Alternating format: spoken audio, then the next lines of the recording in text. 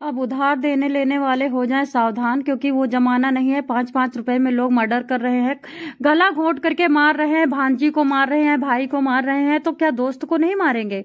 दोस्तों आपको बताना चाहूंगी, जब लोग उधार ले लेते हैं तो फोन नंबर ब्लॉक में डाल देते हैं, फोन उठाते नहीं हैं, और उसके बाद जब फोन उठा भी लेते हैं तो बीमारी का बहाना बनाते हैं, कभी बना देते एक्सरा करवा रहा हूं, कभी बताते पोस्टमार्टम करवा रहा हूं, कभी कुछ ऐसे से करके इतना गुमराह करते हैं। मैं पूछती हूँ कि अगर तुम 2000 का जूता अपने लिए खरीद रहे हो तो जिससे उधार लिया उसके पास उसको देने के लिए क्या आप सस्ता चप्पल नहीं पहन सकते हो? कम से कम जिससे लिया है उधार उसकी तो सोचो कि उस बंदे ने कितना काट कपट के कितनी कंजूसी से तुम्हें पैसे दिए होंगे। लेकिन आज की डेट में लालच बुरी बला है। कहते हैं जब किसी का पैसा ले लो ना तो उसके बाप की जागीर हो जाती है, उसका फोन तक लोग नहीं उठाते हैं। राजस्थान कोटा में मां बेटी के दोहरे हत्याकांड का खुलासा, 60,000 बने खूनी खेल की वजह। कोटा में दोहरे हत्याकांड में मामले में 2 आरोपी गिरफ्तार किया गया है, तीसरा पूरी तरह से गायब है, फरार है। दोस्तों बताना चाहूंगी, वारदात में मर्डर की वजह सामने आकर के मुख्य आरोपी प्रदीप ने बताया कि मृतका ज्योति सिंह को मैंने क्यों मारा, क्यों मैंने उसको गला घोंट करके उसकी बेटी के साथ दफन कर दिया। रीजन क्या है, 60,000 रुपए मृतका ज्योति ने लंबे वक्त से ले रखा था, और जब भी प्रदीप कॉल कॉल कॉल तब भी बहाने, फोन न उठाना, ड्रामा। जिस दिन मर्डर किया है प्रदीप ने बताया उसके एक दिन पहले भी आए थे, चाय पानी पी के नाश्ता करके गए थे, लेकिन इनको मौका नहीं मिला था। शायद इनके घर में कोई आ गया था और उसके बाद वो बैठा था। जाको राखे साइया मार सके ना कोई, लेकिन ये लोग भगवान को भी देखो कैसे धूल झोंक लिए। उस बेचारों की मौत नहीं थी, लेकिन ये दूसरे दिन आते हैं, दूसरे दिन आकर के अंदर से कुंडी लगा लेते हैं, घर में बैठ करके चाय पीते हैं, पानी पीते हैं और ज्योति से खूब हंस हंस के बात करते हैं। और उसके बाद जाने की बारी आती है तो ज्योति से कहते हैं कि ज्योति तुम्हें 60,000 रुपए देना है या नहीं देना है। ज्योति पराठे बना रही होती है, गले में मंगलसूत्र है, कान में टॉप्स है, हाथ में अंगूठी है। अरे मौत से बढ़कर है क्या कुछ? बताओ, पैसा दे देती, गले का मंगलसूत्र बेच के दे देती, कम से कम जान बचती। तो तुम्हारी 8 साल की बच्ची का क्या दोस्त था जिसको इतनी तड़पा तड़पा के मारा? दोस्तों बताना चाहूंगी, कोटा शहर के आरकेपुरम थाना इलाके के आवली रोजड़ी में 2 दिन पहले हुए मां बेटी के दोहरे हत्याकांड से पुलिस एकदम बिल्कुल अवाक है। पुलिस ने 3 टीमें गठन की है। आज रविवार को खुलासा कर दिया है। हत्यारे मृतका ज्योति का शादी से पहले का परिचित निकला, यानी शादी से पहले का परिचित है। अब यहाँ पे लव एंगल भी आने वाला है कि प्यार मोहब्बत में 60,000 ले लिया था, जब शादी हो गई अपने पति में पड़ गई, अपने पति को प्यार करने लगी, उससे नहीं मिली जुली तो उसने पैसा मांगना शुरू कर दिया। मोस्टली आशिक यही करते हैं, पहले खूब कपड़े देते हैं, खूब गहने देते हैं, खूब पैसे देते हैं और खूब सामान खरीद के देते हैं, और जब उनके साथ गलत संबंध हटा लो अपने तो वो मांगने लगते हैं। बहुत सारे केस आए हैं, दिल्ली में मोस्टली ऐसे केस हो रहे हैं। शादी का पहले का परिचित निकलता है प्रदीप।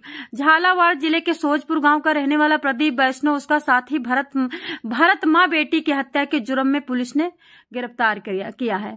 बता रहे हैं 60,000 रुपए का उधार दोनों की जिंदगी में जहर बन के आया, और किस तरह से तड़पा तड़पा के भगवान दास, जो कि ज्योति का पति है, भगवान वैष्णव, जो कि मोर्चरी हाउस में इलेक्ट्रीशियन का काम करता है, उसके जीवन में कलह बन गया। बताया है हत्याकांड को 3 आरोपियों ने मिलकर के अंजाम दिया है। पुलिस को तीसरे आरोपी राजू की तलाश से मुख्य आरोपी प्रदीप से पता चला है कि उसने मृतका के ज्योति के 60,000 रुपए उधार दिए थे। मृतका ज्योति लंबे समय तक टाल रही थी। दोनों झगड़ रहे थे आपस में।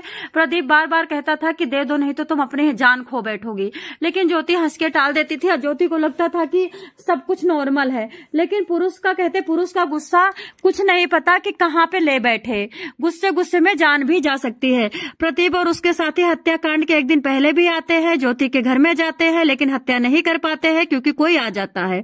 लेकिन जब दूसरे दिन आते हैं, ज्योति पति भगवान वैष्णव के घर से निकलने के बाद आरोपी घर में घुसते हैं, पैसा मांगते हैं। आरोपी बैठ करके चाय पीते हैं। ज्योति कहती रुक जाओ, मैं पराठे भी बना देती हूँ, तुमको खा लो। ज्योति जाती है, पराठे बनाती है किचन में, और गले में चुन्नी होती है। ये लोग पीछे से जाते हैं, गले की चुन्नी को इतने तेज दबाते हैं कि ज्योति की वहीं पे प्राण पखेड़ू निकल जाते हैं।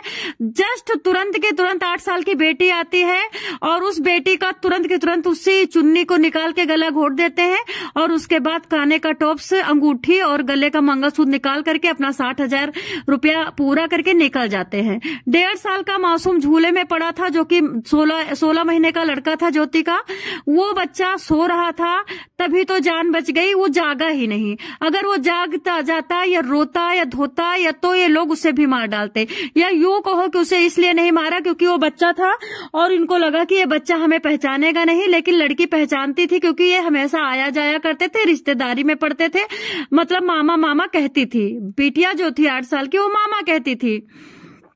दोस्तों ये जो बच्चे ये तीनों थे जिन्होंने मारा है, इनके बारे में 16 टीमें गठित की है पुलिस ने। पुलिस को आरोपियों तक पहुंचने के लिए पहला क्लू पड़ोसियों से मिला, जिसके बाद आरोपियों को धरपकड़ की तो आरोपी मुकुंदरा के जंगल में गिरफ्तार किए गए। लेकिन बाई लक बैड लक की वो जो छोटा वाला था राजू, वो नहीं मिला।